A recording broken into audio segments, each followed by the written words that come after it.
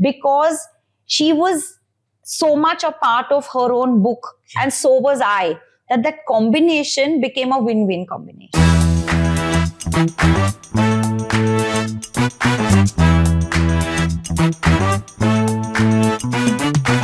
We have few rapid fire questions. So tell me Okay. the first thought that comes in your mind. Okay. Currently, what is the one thing that you need in your business? Good clients. What is the one thing that you want in your business? I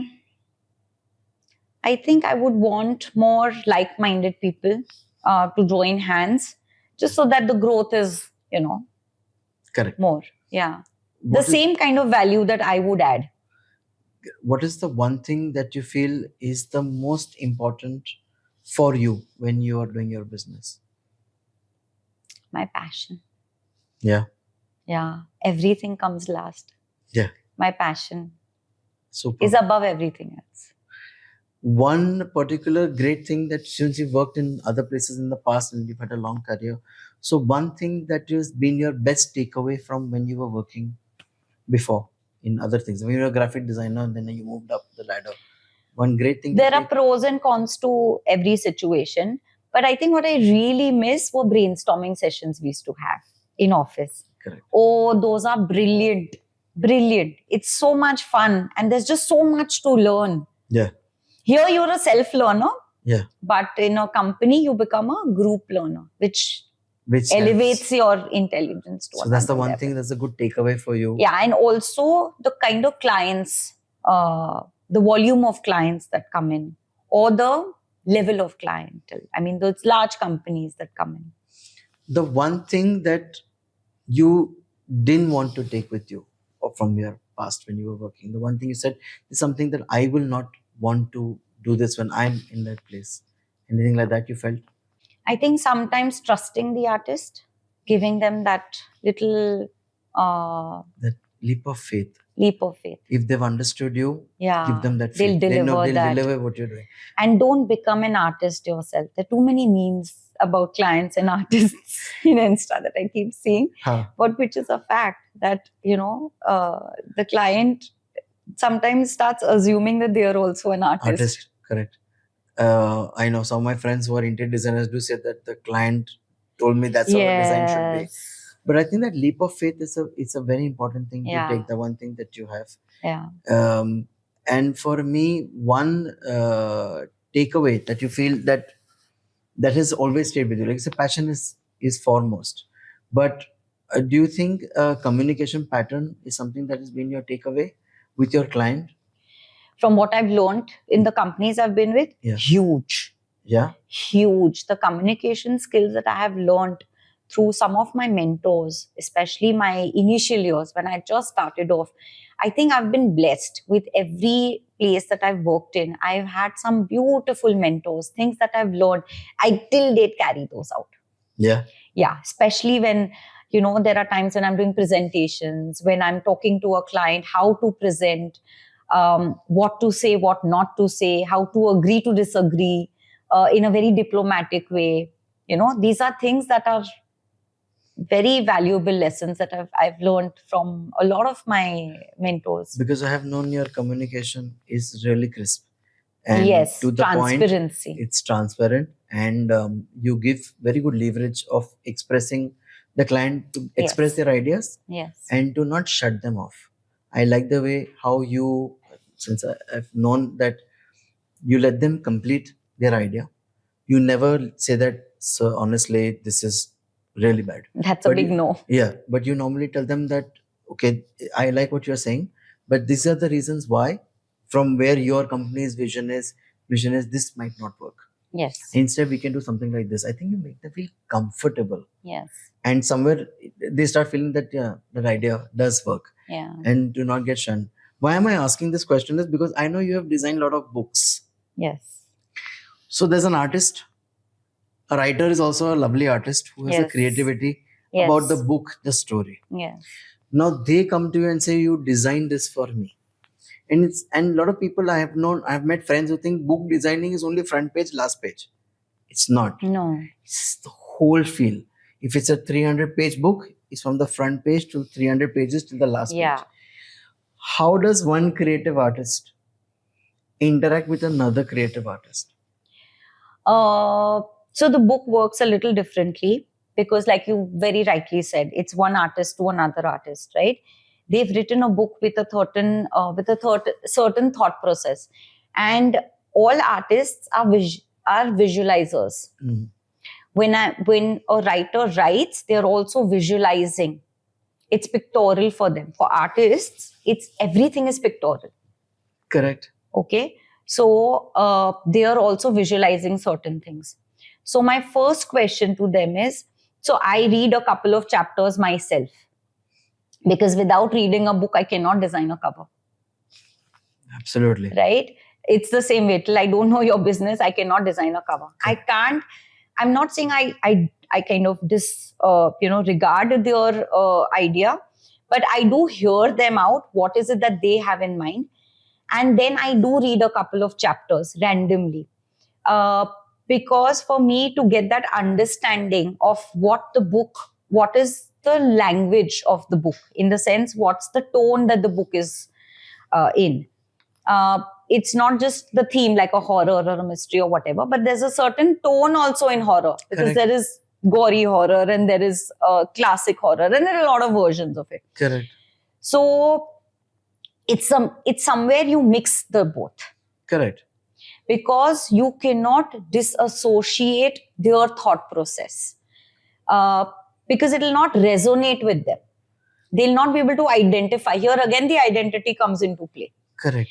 They'll not be able to identify their own book with themselves. Correct. So Absolutely. it's very important. So I done a poem book a while back for a lady, and she herself is a landscape artist. Okay. Wow. The poems that she had written were beautiful. I had read like, say, 50%. And whilst we were discussing her cover, she had her sketchbook with her, and she showed me some sketches that she had done. And she said, I want some illustrations inside and things like that.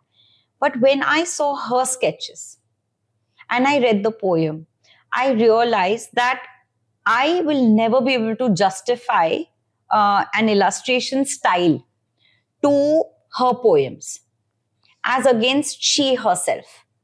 Now, she herself is also an artist.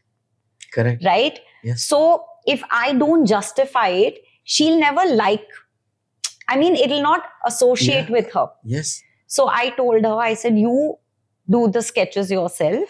We will scan them, and how to place them, I will take care of.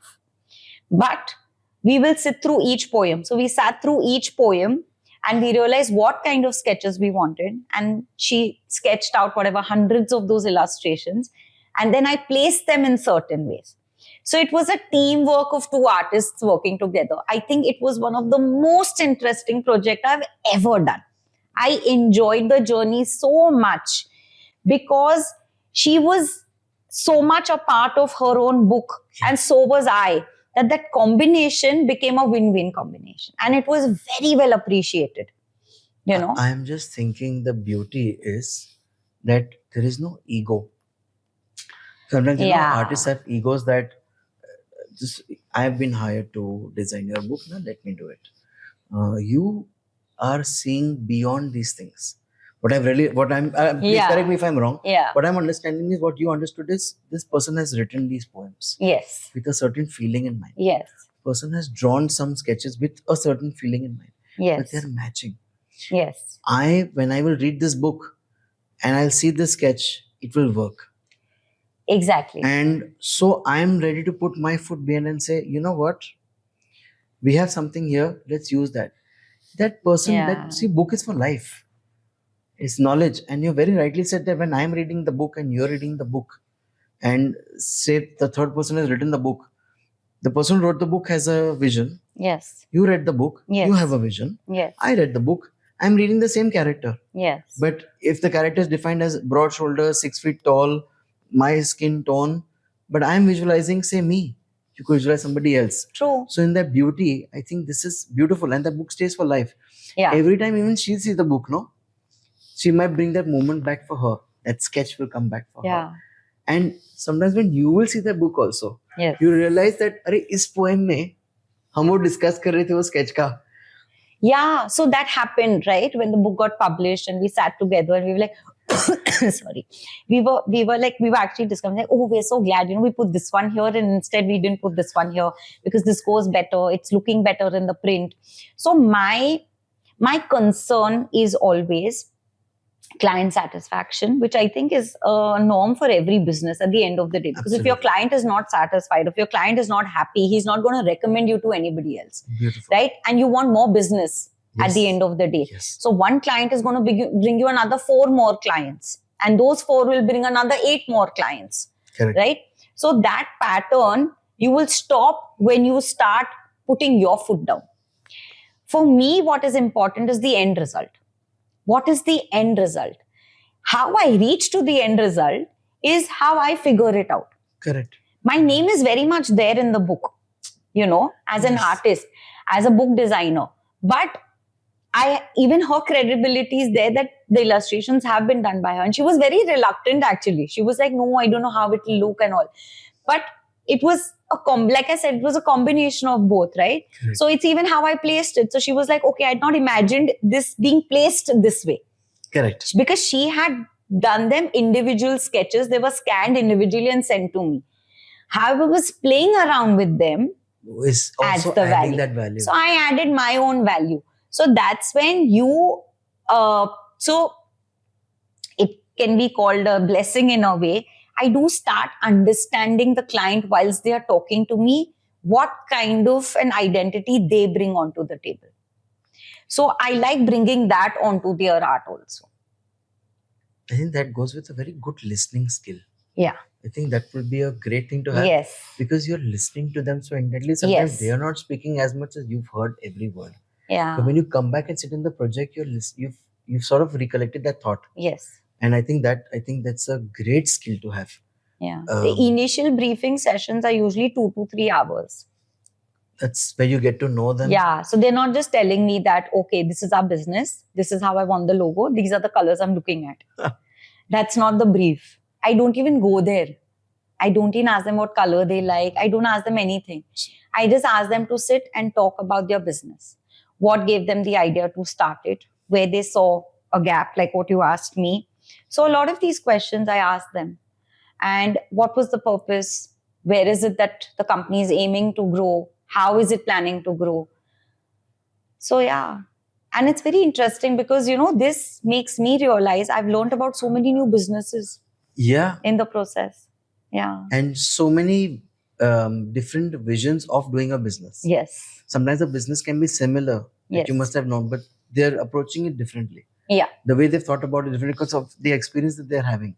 I think that's really nice. Yes.